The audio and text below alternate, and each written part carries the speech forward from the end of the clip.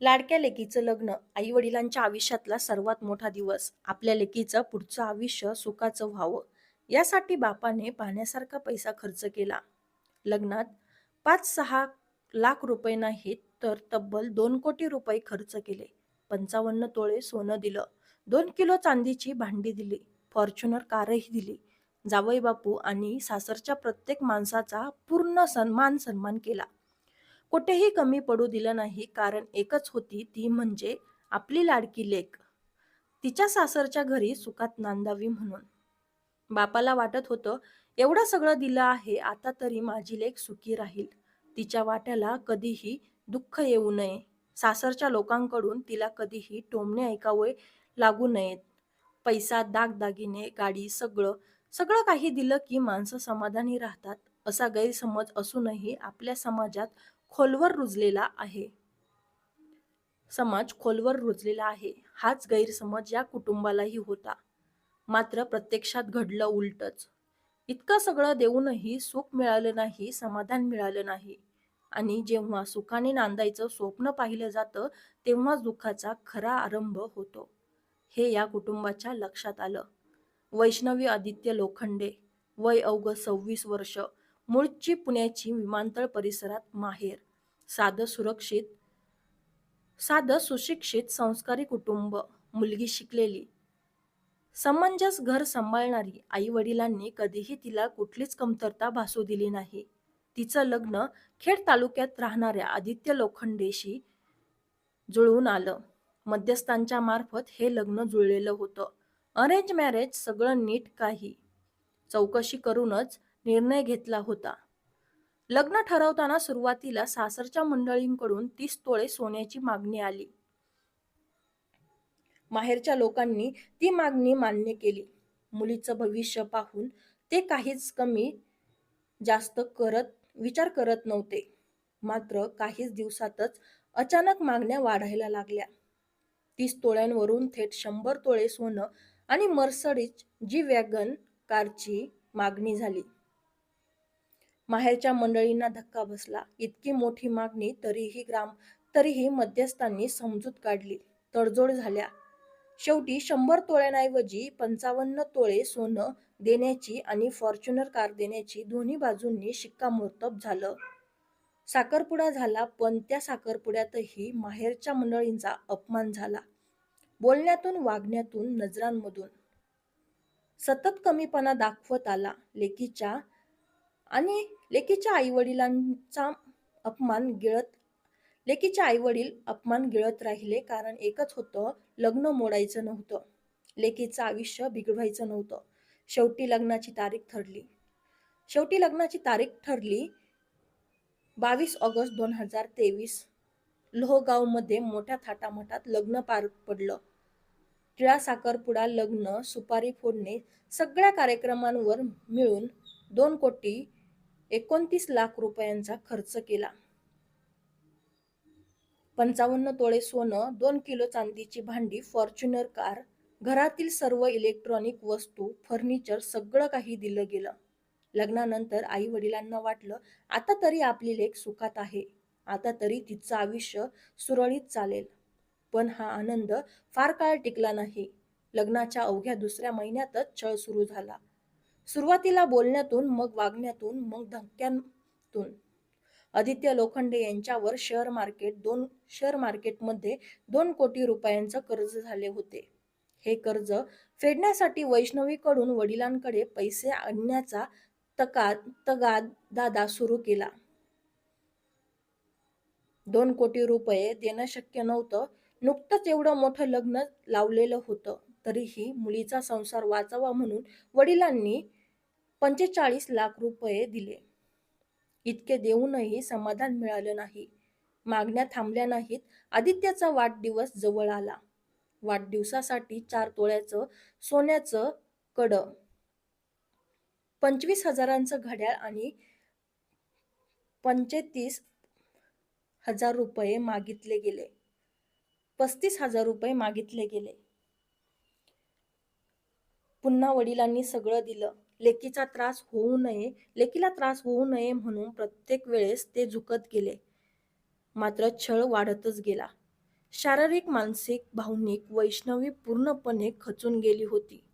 तिने सासरच्यांना समजावण्याचा प्रयत्न केला, पण कुणी ऐकायला तयार नव्हतं.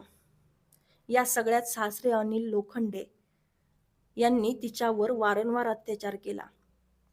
एकदा तर तिचा विनयभंग करण्याचा प्रयत्न केला. तिच्या परवानगीशिवाय जबरदस्ती केली. ती हादरून गेली, घाबरली. तिने ही गोष्ट सासू सुवर्णा लोखंडे यांना सांगितली. एका महिलेकडून दुसऱ्या महिलेची अपेक्षा असते की ती आपली बाजू घेईल. पण इथे उलटं घडलं. सासूने पतीची बाजू घेतली. वैष्णवीवरच आरोप केले, तिला मारहाण केली, शांत राहण्याची धमकी दिली. छळ इथेच थांबला नाही. एका वादात वैष्णवीचा हात चक्क गॅसवर ठेवलेल्या गरम तव्यावर ठेवण्यात आला. तिचा हात पूर्णपणे भाजला. ती वेदनेने ओरडत होती, तरी कुणाचंही मन द्रवलं नाही. एक वेळ तर सासऱ्यांनी घरातली पिस्तूल काढून तिच्या डोक्यावर धरली, जीवे मारण्याची धमकी दिली. या सगळ्या अत्याचारातून वैष्णवी कसाबसा जीव वाचवत होती. ती गर्भवती असताना तिचा जबरदस्तीने गर्भपात करण्यात आला. तिचं शरीर, मन, आत्मा सगळं काही मोडलं गेलं. शेवटी तिचा सहनशक्तीचा अंत झाला. तिने माहेर गाठलं, पण तिथेही पतीने येऊन तिला ठार मारण्याची धमकी दिली. आता मात्र आई वडिलांनी ठाम भूमिका घेतली. आणखी एक वैष्णवी हगवणे प्रकरण उघडू नये म्हणून वैष्णवीने धैर्य दाखवलं. पुण्यातील विमानतळ पोलीस ठाण्यात तक्रार दाखल केली. या तक्रारीनुसार पती आदित्य लोखंडे, सासरे अनिल लोखंडे, सासू सुवर्णा लोखंडे आणि नणंद समृद्धी लोखंडे यांच्या विरोधात गुन्हा दाखल करण्यात आला. हुंडाबंदीचा कायदा असूनही आजही हुंड्याचा छळ थांबलेला नाही. या प्रकरणातून पुन्हा स्पष्ट झालं. वैष्णवी हगवणे प्रकरणानंतर अशाच घटना घडत आहेत. कायद्याचा धाक असूनही समाजात बसलेला नाही. कायद्याचा धाक अजूनही समाजात बसलेला नाही. सुदैवाने या प्रकरणात वैष्णवी वाचली, पण प्रश्न कायम आहे. अजूनही किती वैष्णवी सहन करत राहणार? या सगळ्या घटनेनंतर एकच प्रश्न पुन्हा पुन्हा मनात येतो. इतकं सगळं घडल्यानंतरही आपण समाज म्हणून नक्की कुठे कमी पडलो? हुंडाबंदीचा कायदा आहे, महिलांसाठी संरक्षणाचे कायदे आहेत, पोलीस प्रशासन आहे, न्यायालय आहे, पण तरीही अशा घटना थांबत का नाहीत? कारण फक्त कायदे असणं पुरेसं नाही, तर ते मनापासून स्वीकारणं गरजेचं आहे. लग्न म्हणजेच व्यवहार नाही. लग्न म्हणजेच देणं घेणं नाही. लग्न म्हणजे सोनं, गाडी, पैसा आणि यादी नाही. लग्न म्हणजे दोन कुटुंबांमधला विश्वास असतो. पण जेव्हा लग्नालाच बाजारासारखं स्वरूप दिलं जातं, तेव्हा अशा घटनांची पायाभरणी तिथेच होते.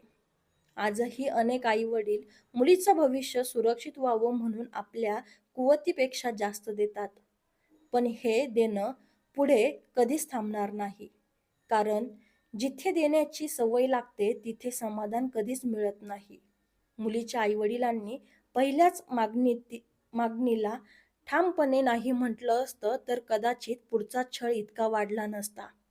हे सांगणं सोपं आहे, पण प्रत्यक्षात तेवढंच सोपं नसतं. कारण प्रत्येक निर्णयामागे मुलीचं आयुष्य असतं.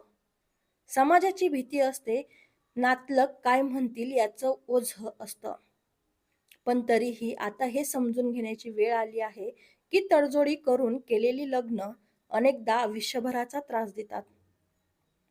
मुलींनीही खूप महत्वाची भूमिका निभवायला हवी. छळ सहन करणं म्हणजे सहनशीलता नाही. अत्याचार सहन करणं म्हणजे संस्कार नाहीत.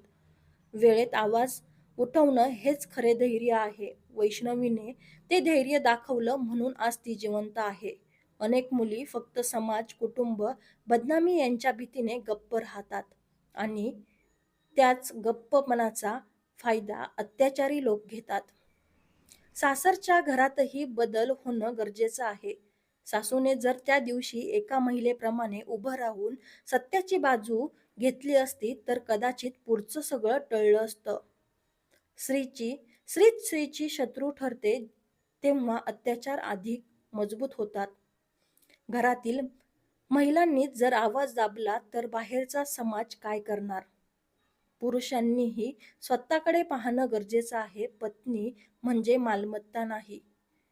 तिच्या माहेरचा पैसा म्हणजे आपलं हक्क नाही. हुंडा मागणं ही परंपरा नसून गुन्हा आहे आणि गुन्ह्याला कुठलाही सबब चालत नाही.